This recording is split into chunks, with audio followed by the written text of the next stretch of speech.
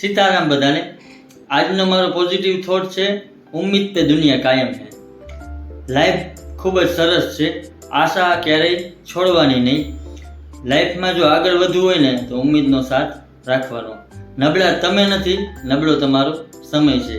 અને જો તમને કોઈ સમજે કે ના સમજે તો કંઈ વાંધો નથી, પણ તમને જેના પાસે ઉમ્મીદ છે ને, જો તે તમને નથી સમજી શકતા ને તો તમને દુઃખ થાય છે। પણ ઉમ્મીદ છે ને હંમેશા ભગવાન પાસે રાખવાની। ને જિંદગી સહેલી નથી મિત્રો, ભગવાન માટે પણ નથી। તમે રામ ભગવાનની લાઈફ લઈ લો, કૃષ્ણ ભગવાનની લાઈફ લઈ લો, એને જ્યારે જ્યારે ધરતી પર અવતાર લીધો ત્યારે એને સ્ટ્રગલ કરી જ છે, ઓનલી સ્ટ્રગલ જ કરી છે। તો ભગવાનની લાઈફ જો ધરતી પર આવીને સહેલી ના હોય તો આપણે તો માણસ છીએ।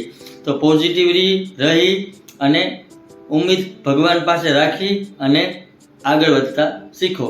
અને જિંદગીની સફર તો મિત્રો મીઠી જ છે, પણ કડવી ક્યારે થાય કે આપણે જરૂરત કરતાં છે ને વધુ ઉમ્મીદ કોઈક બીજા પાસે રાખીએ, જે આપણે વસ્તુ નથી કરવાની। જિંદગી પાસેથી છે ને એક વાત શીખવા મળી કે આ પોતાની દુઃખની વાત છે ને પોતા સુધી જ રાખવાની, બીજાને નહીં કહેવાની। બીજા લોકોને કહેશો ને તો એ વાત વધારીને આગળ કરશે। તો ક્યારેય લાઈફમાં તમને એવું લાગે કે બસ હવે ઘણું થયું, કે આપણાથી હવે નથી થાય એમ આગળ, તો એ જ મિત્રો છે ને તમારી જિંદગીનો ટર્નિંગ પોઈન્ટ છે। તમને ક્યાંકથી એવા સમાચાર આવશે કે ભાઈ આ જગ્યાએ એક છે રસ્તો છે, તો એ રસ્તાનું નામ જ છે ને ઉમ્મીદ છે। એટલે મિત્રો ઉમ્મીદ એવી વસ્તુ છે કે ખાલી તમને એટલી ખબર પડે ને કે અહીંયાથી મારાથી કંઈક રસ્તો છે, આગળ વધી શકું એમ છું, તો તમારામાં ફૂલ એનર્જી આવી જાય અને પાછા એ ઉમ્મીદ તમને મળે ને ત્યારે પાછા પૂરા જોશથી ફરીથી પોઝિટિવ વિચારી ભગવાનને સાથે રાખી અને પાછું આગળ વધવાની પૂરેપૂરી કોશિશ કરવાની।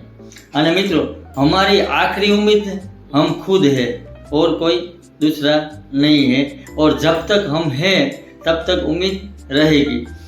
आज मुश्किल है मित्रों, कल थोड़ा बेहतर होगा। उम्मीद मत छोड़ना दोस्तों, भविष्य बेहतरीन होगा। અને થેન્ક યુ મને જોવા અને સાંભળવા બદલ। નેક્સ્ટ વિડીયોમાં હું બીજો સારો એવો ટોપિક લઈને આવું છું, અને મારી યુટ્યુબ ચેનલને લાઇક, શેર અને સબસ્ક્રાઈબ કરજો, જેથી કરીને આપણે પોઝિટિવિટી વધુમાં વધુ શેર કરી શકીએ। Thank you, all of you.